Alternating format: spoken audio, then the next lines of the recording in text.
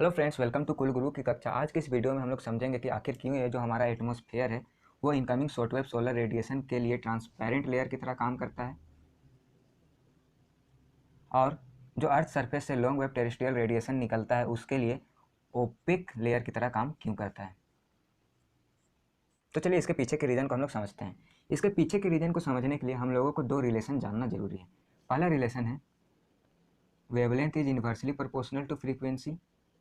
मतलब अगर हम लोग वेवलेंथ बढ़ाएंगे तो फ्रीक्वेंसी घटेगा, और वेवलेंथ को घटाएंगे तो फ्रीक्वेंसी बढ़ेगा। और दूसरा इंपॉर्टेंट रिलेशन है energy is directly proportional to frequency. मतलब अगर फ्रीक्वेंसी ज़्यादा होगा तो एनर्जी भी ज़्यादा होगा, और अगर फ्रीक्वेंसी कम होगा तो एनर्जी भी कम होगा। तो चलिए हम लोग फर्स्ट केस डिस्कस करते हैं इनकमिंग शॉर्टवेव सोलर रेडिएशन का। ड्यूरिंग डे टाइम जब सन एनर्जी रेडिएट करता है तो उसे अर्थ सरफेस में पहुंचने से पहले एटमॉस्फेयर के लेयर से होकर गुजरना पड़ता है, और ये जो हमारा लेयर ऑफ एटमॉस्फेयर है वो इनकमिंग शॉर्टवेव सोलर रेडिएशन के लिए ट्रांसपेरेंट लेयर की तरह काम करता है। वो बोलता है आओ आओ, तुम्हारे लिए रास्ता हमेशा खुला हुआ है। वो ऐसा क्यों बोलता है? ऐसा इसीलिए बोलता है क्योंकि यहाँ पे नाम पे ही देखिए क्या लिखा हुआ है, शॉर्ट वेव। मतलब जो सन से रेडिएशन निकल रहा है उसका वेवलेंथ कैसा है? उसका वेवलेंथ स्मॉल है। तो वेवलेंथ कम होने के कारण फ्रीक्वेंसी कैसा हो जाएगा? फ्रीक्वेंसी ज़्यादा हो जाएगा। तो वेवलेंथ कम होने के कारण फ्रीक्वेंसी ज़्यादा हो जाएगा। अब फ्रीक्वेंसी ज़्यादा होने के कारण एनर्जी कैसा हो जाएगा? एनर्जी भी ज़्यादा हो जाएगा।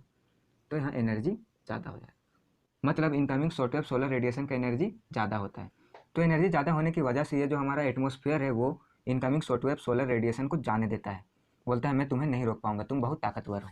ठीक है, बट यहाँ कहानी कुछ उल्टा हो जाता है सेकेंड केस में, जो कि है लॉन्ग वेव टेरेस्ट्रियल रेडिएशन का। ड्यूरिंग नाइट टाइम जब अर्थ सरफेस एब्जॉर्ब किए गए एनर्जी को रेडिएट करता है तो ये जो एटमॉस्फेयर का लेयर है वो इसे जाने नहीं देता है, वो इसके लिए ओपेक की तरह एक्ट करता है। तो हमारा एटमॉस्फेयर ऐसा बदमाशी क्यों करता है, चलिए हम लोग समझते हैं। तो यहाँ पे देखिए नाम में क्या लिखा हुआ है, लॉन्ग वेव। लॉन्ग वेव मतलब यहाँ पे टेरेस्ट्रियल रेडिएशन का वेवलेंथ कैसा होगा? वेवलेंथ ज़्यादा होगा। वेवलेंथ ज़्यादा होगा तो फ्रीक्वेंसी कैसा होगा? फ्रीक्वेंसी कम होगा। कम होगा तो एनर्जी क्या होगा? एनर्जी भी कम होगा।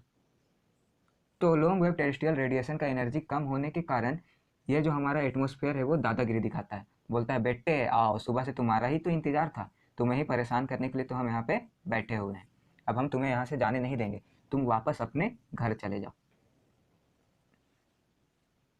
तो आई होप आप लोगों को ये समझ में आ गया होगा कि ये जो हमारा एटमॉस्फेयर है वो क्यों इनकमिंग शॉर्टवेव सोलर रेडिएशन के लिए ट्रांसपेरेंट लेयर की तरह बिहेव करता है, जबकि same atmosphere long wave terrestrial radiation के लिए ओपेक लेयर की तरह काम करता है।